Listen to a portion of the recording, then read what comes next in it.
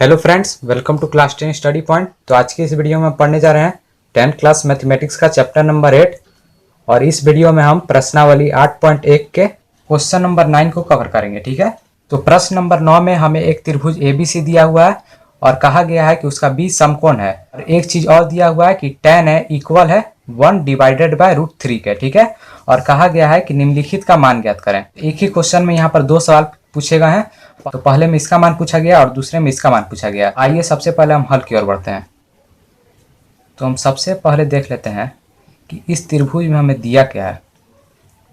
दिया है तो इस त्रिभुज में हमें tan a is equal to 1 divided by √3 दिया हुआ है। ठीक है, tan a is equal to 1 divided by √3।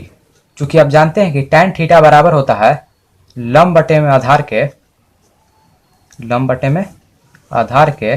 तो ये हमारा हो जाएगा लंब और ये हमारा हो जाएगा आधार। तो इस त्रिभुज में BC लंब है और AB आधार है। ठीक है, तो जो हमारा लंब है वो 1 आया, तो ये BC 1 हो जाएगा। आधार है वो √3 आया है, तो ये AB आधार √3 हो जाएगा। ठीक है, तो इस त्रिभुज में हमने लंब और आधार को तो पता कर लिया, लेकिन कर्ण नहीं पता है। तो सबसे पहले हम कर्ण को पाइथागोरस प्रमेय लगाकर ज्ञात कर लेंगे। ठीक है,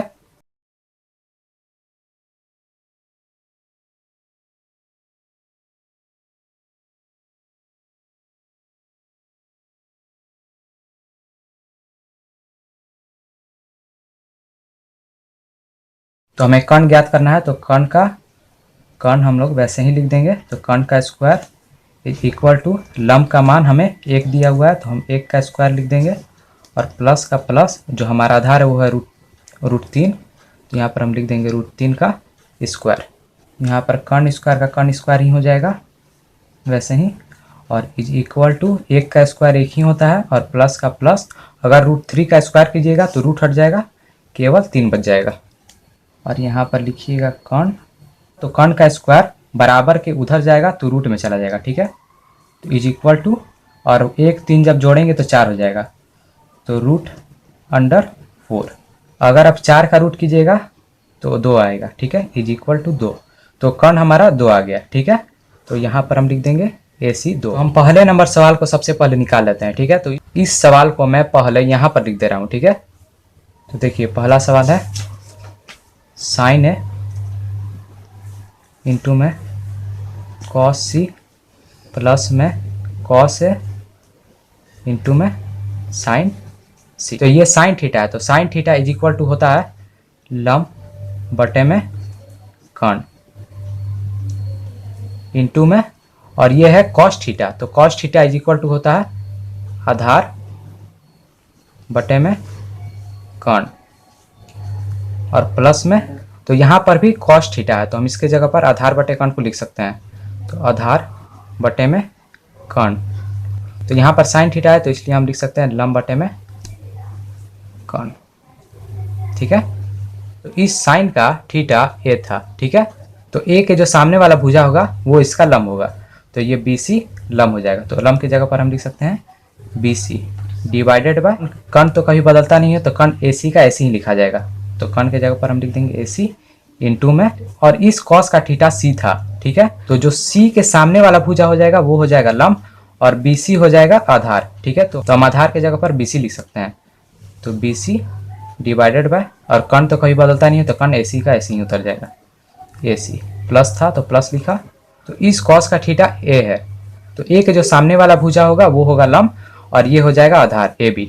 तो हम आधार की जगह पर AB लिख सकते हैं, और कर्ण कभी बदलता नहीं है तो कर्ण AC का ऐसे ही लिखा जाएगा। ठीक है, इंटू में, और इस साइन का थीटा C है। ठीक है, तो जो C के सामने वाला भुजा होगा AB वो हो जाएगा लंब, तो हम लंब की जगह पर AB लिख सकते हैं और कर्ण तो वही रहेगा AC।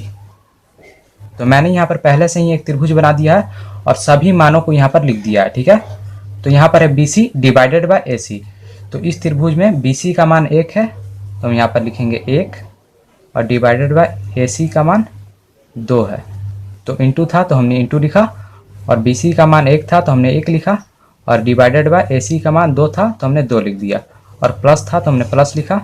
तो इस त्रिभुज में AB का मान √3 है तो हमने √3 लिखा, और डिवाइडेड बाय AC का मान 2 था तो हमने 2 लिख दिया, और इंटू तो ए बी का मान √3 था तो हमने √3 लिखा, और डिवाइडेड बाय ए सी का मान 2 था तो हमने 2 लिख दिया।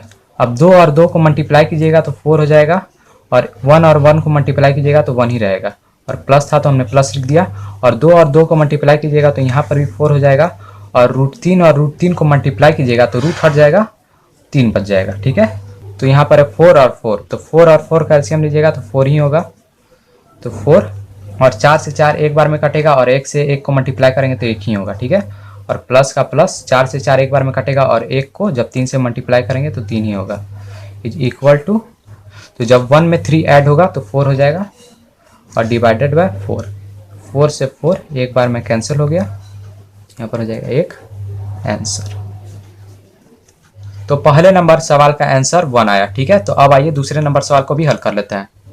तो दूसरा नंबर सवाल में हमें कहा गया है कि cos A इंटू में cos C माइनस में sin A इंटू में sin C का मान ज्ञात करें। ठीक है, तो cos थीटा इक्वल होता है आधार बटे में कर्ण के, तो हम इसके जगह पर लिख सकते हैं आधार बटे में कर्ण, इंटू था तो हमने इंटू लिखा, और cos theta is equal to होता है आधार बटे में कर्ण, तो यहाँ पर भी हम लिख सकते हैं आधार बटे में कर्ण, और माइनस था तो हमने माइनस लिख दिया। sin थीटा बराबर होता है लंब बटे में कर्ण, तो हम यहाँ पर लिख सकते हैं लंब बटे में कर्ण, और इंटू था तो इंटू लिख दिया, यहाँ पर भी हम लिख सकते हैं लंब बटे में कर्ण। ठीक है, चूंकि इस cos का थीटा a है तो a के जो सामने वाला भुजा होगा BC वो हो जाएगा लंब, और AB हो जाएगा आधार, तो यहाँ पर हम लिख लेंगे आधार की जगह पर AB, और कर्ण तो कभी बदलता नहीं है तो कर्ण AC का ऐसे ही रह जाएगा, तो यहाँ पर इंटू था तो हमने इंटू लिख दिया।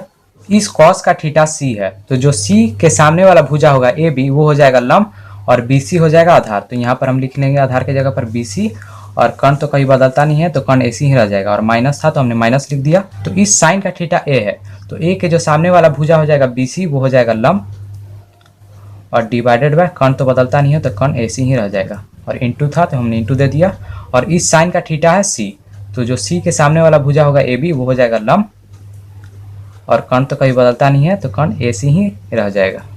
तो इन सभी भुजाओं के मानों को हम बैठा लेते हैं, तो AB का मान √3 है, यहाँ पर हम लिख देंगे √3, और AC का मान 2 है, इंटू में BC का मान 1 है, डिवाइडेड बाय AC का मान 2 है, और माइनस का माइनस BC का मान 1 है और AC का मान 2 है, इंटू में AB का मान √3 है, तो हमने यहाँ पर लिख दिया √3, और डिवाइडेड बाय AC का मान 2 है, तो हमने लिख दिया 2।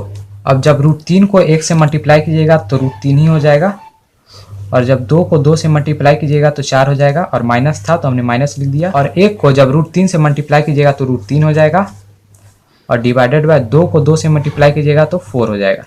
तो यहाँ पर √3 डिवाइडेड बाय 4 प्लस में है, तो यहाँ पर √3 डिवाइडेड बाय 4 माइनस में है, तो ये था प्लस और ये था माइनस, तो माइनस से प्लस कैंसिल हो गया, तो इक्वल आ गया 0 के।